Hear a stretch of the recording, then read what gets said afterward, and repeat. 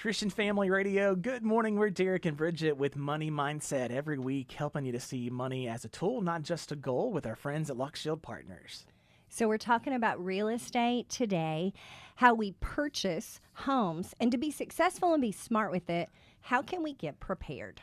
That's a loaded question, Bridget. You know, we wanted to talk about this because this is really the time of the year when this process really picks up heat for a lot of people. This is the late spring, early summer is when most people tend to move, whether they're buying their first or scaling up or scaling down, or who knows what the case may be. But when we're talking about preparing to purchase your next home, whether you're a first-time home buyer or you've done this several times, there's still some good key foundational things that you can do regardless of where you are in that process.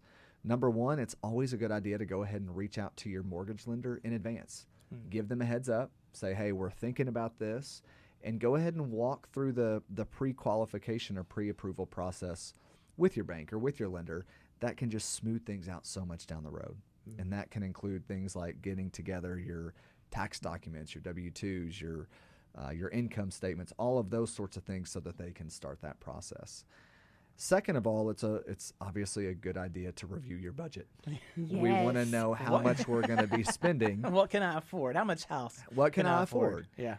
A good rule of thumb is to take your net income, so whatever hits your checking account, ideally your entire housing cost, your mortgage payment, your taxes, your insurance, your utilities, is within 35% of your overall net income.